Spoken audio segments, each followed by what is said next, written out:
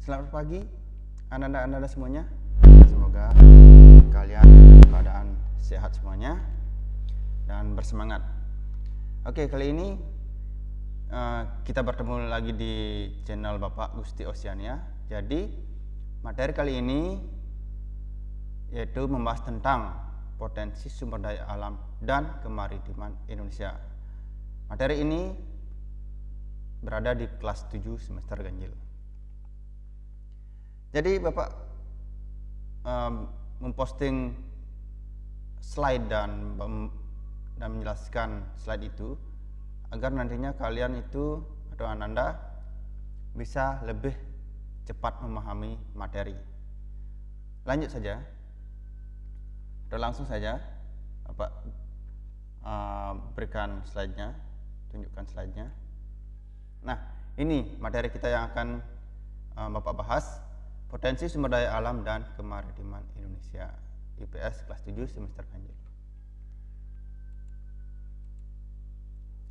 Yang pertama, pembahasannya adalah potensi Indonesia berdasarkan sumber daya alamnya.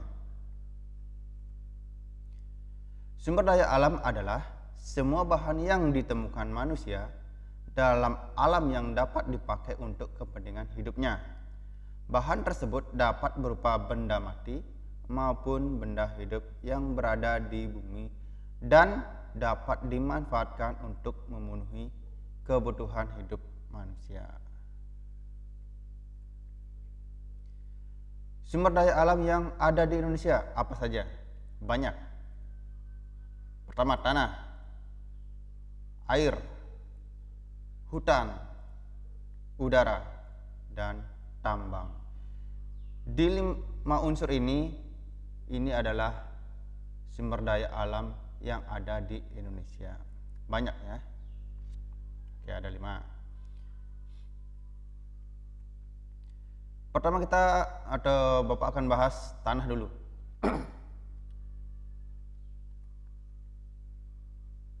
Nah, jenis tanah di Indonesia itu banyak sekali. Dari jenis yang paling subur dan mungkin ada yang tandus juga. Oke, jenis pertama adalah vulkanis atau andosol. Kebanyakan terdapat di Sumatera dan Jawa. Pada daerah vulkanik aktif, yaitu pada lereng vulkan atas dengan bahan abu vulkanik dan tuf. Penggunaan lahan ini untuk pertanian, sayuran, dan perkebunan. Jadi tanah ini sangat subur untuk pertanian, sayuran, dan perkebunan. Jenis tanah yang kedua, podzol. Tekstur tanah berupa pasir, kandungan bahan organik sedang. Tanah podzol banyak dijumpai di sepanjang sungai-sungai besar Sumatera, Kalimantan, dan Papua. Jadi, podzol ini bertekstur menyerupai pasir. Selanjutnya, latosol tersebar luas di Indonesia. Batuan pembentuknya berasal dari batuan beku, sedimen, dan metamorf. Penggunaan lahan umumnya persawahan dan lahan kering tergantung pada ketersediaan airnya. Cocok untuk padi, palawija, dan perkebunan.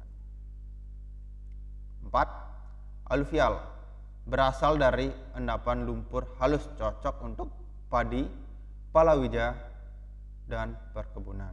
Tanah aluvial tergantung asal endapannya, vulkanis atau batu kamping.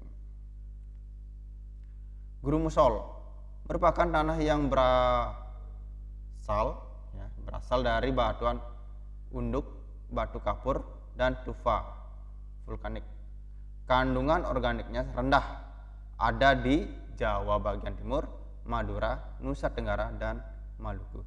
Cocok untuk palawija dan perkebunan. Nah, terakhir yang keenam, tanah organik gambut, disebut juga tanah organosol atau histosol. Banyak terdapat di Sumatera, Kalimantan, dan Papua. Penggunaan tanah ini umumnya digunakan untuk perkebunan. Nah, pada materi kali ini Bapak akan membahas 3 unsur sumber daya alam yang ada di Indonesia, yaitu tanah, air, dan hutan. Untuk udara dan tambang itu akan Bapak jelaskan di postingan selanjutnya. Selanjutnya kita ke air.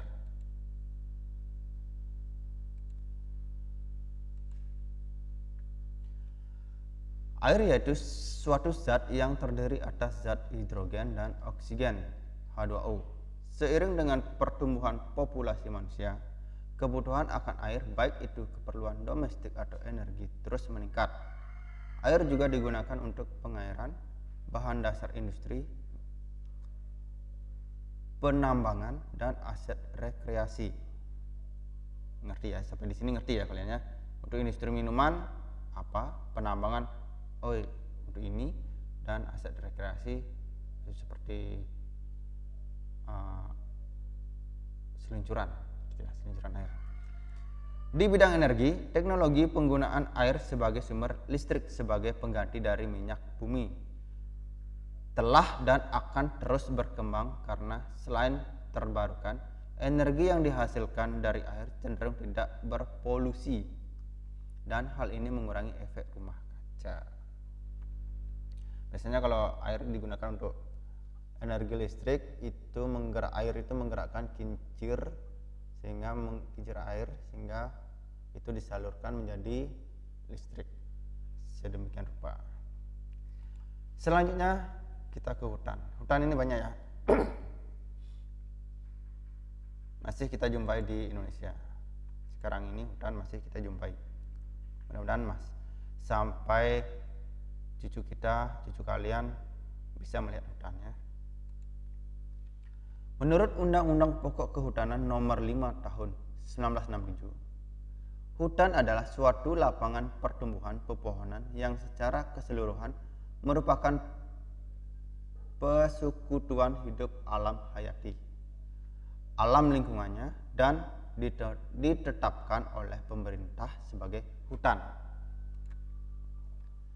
Berdasarkan analisis dari Kementerian Kehutanan pada tahun 2011, hutan Indonesia memiliki potensi yang sangat besar, yaitu mencapai 99,6 juta hektar atau 52,3% dari luas Indonesia.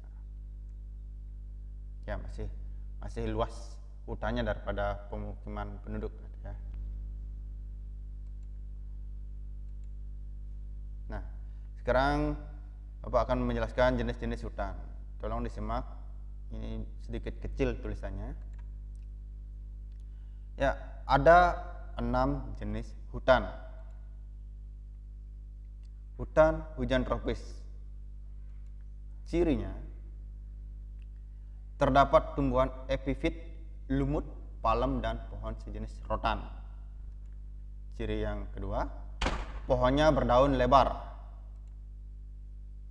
Ciri yang terakhir, daunnya menghijau sepanjang tahun. Berarti ini daunnya tidak pernah menguning atau gugur, jarang menguning ya. Ini sepanjang tahun menghijau. Selanjutnya hutan musim. Cirinya, pada musim kemarau daunnya meranggas atau berguguran atau menguning, dan pada musim hujan bersemi lagi. Ya, seperti di daerah kita di Bali, khususnya di desa Penyabangan ya. Terus ciri yang kedua, pohonnya jarang. Ciri yang ketiga, ketinggian pohonnya antara 12 meter sampai 35 meter. Jenis hutan yang selanjutnya adalah dinamakan stepa. Apa itu stepa? Nah, stepa merupakan padang rumput yang sangat luas. Stepa biasanya ditemukan di daerah yang mengalami musim kemarau panjang dan memiliki curah hujan yang rendah. Ini menyebabkan hanya rumput yang bisa tumbuh.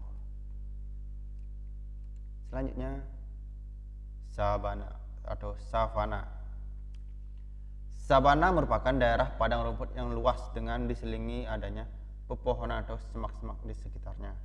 Sabana hampir sama dengan stepa. Ini cocok untuk peternakan. Kalau stepa tadi tidak ada tidak diselingi dengan pepohonan, tapi kalau sabana itu diselingi dengan pepohonannya atau semak-semak. Tundra atau hutan lumut. Itu arti tundra itu adalah banyak ditemukan di pegunungan yang tinggi dan letaknya juga sangat tinggi dari permukaan laut, yang menyebabkan udaranya sangat lembab dan suhunya rendah sekali. Hutan lumut ini atau hutan lumut dibilang ya, terdiri atas pepohonan yang ditumbuhi dengan lumut. Berarti tumbuhan itu batangnya itu ditumbuhi dengan lumut. Kalau kalian pernah pergi ke kebun raya Bedugul atau kebun raya di mana, itu kalau suhunya dingin, maka kalian bisa lihat pepohonan itu batangnya itu ditumbuhi dengan lumut atau tanahnya ditumbuhi dengan lumut gitu ya. Terakhir, hutan rawa. Nah, ini ada hutan rawa, ada dua jenis. Hutan rawa dibedakan menjadi hutan rawa air tawar dan hutan rawa gambut. Hutan rawa air menghasilkan kayu yang kurang baik, cocok untuk pertanian. Sedangkan hutan rawa gambut menghasilkan berbagai macam kayu, misalkan kayu ramin. Oke, itu ya. Ini merupakan jenis-jenis hutan yang ada di Indonesia.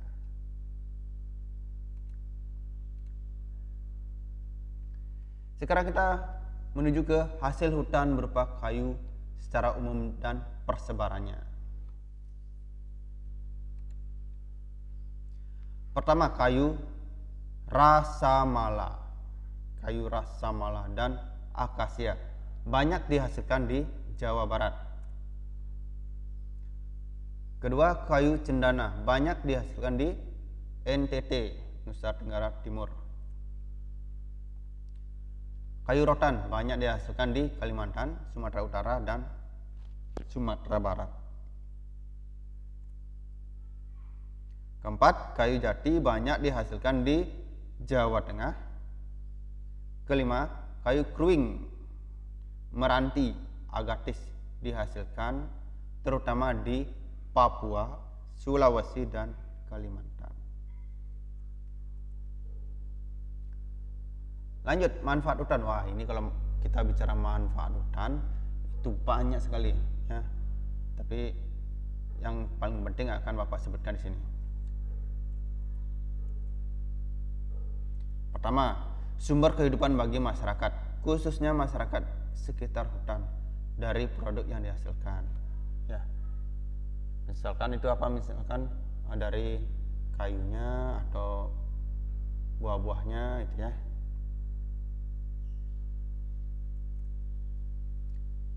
Kedua, menghasilkan oksigen dan menyerap karbon dioksida sehingga suhu bumi terkendali. Nah, jika sekarang ini banyak penebangan hutan tak terkendali, maka takutnya udara atau oksigen akan berkurang sangat drastis.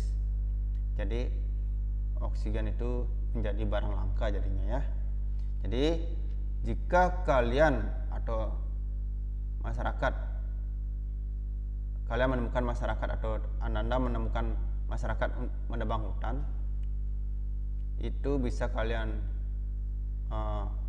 tanyakan apakah itu legal atau ilegal, ataukah tanyakan untuk menebang pohon-pohon yang sudah tua itu ya. Mungkin karena membahayakan boleh ditebang. Jadi istilahnya tebang pilih. Bapak akan jelaskan lagi. Menyimpan air hujan dan kemudian mengalirkannya ke sungai-sungai dan danau sehingga pada musim kemarau tidak mengalami kekeringan. Ya, ini manfaat hutan. Tempat hidup bagi flora dan fauna yang menjadi sumber makanan dan obat-obatan pada saat ini maupun pada masa yang akan datang. Jadi jika hutan itu hilang dan flora dan fauna itu juga tidak ada, maka tidak ada obat-obatan masa kini ataupun masa yang akan datang. Misalkan habitat ular hilang sehingga ularnya kan pada mati. Bisa ular itu, bisanya atau racun ular itu bisa dijadikan obat. Nah, jika ularnya mati semua, maka obat-obatan akan berkurang, gitu ya. Kelima, mencegah terjadinya erosi atau pengikisan karena air hujan tidak langsung jatuh ke tanah dan mengikis tanah yang subur. Jadi kalau ada hujan, nah kalau masih hutannya lebat itu tidak langsung ke tanah. Jadi dia kena daun-daunan, kena batang dulu sehingga tidak langsung ke tanah yang mengakibatkan pengikisan tanah seperti itu.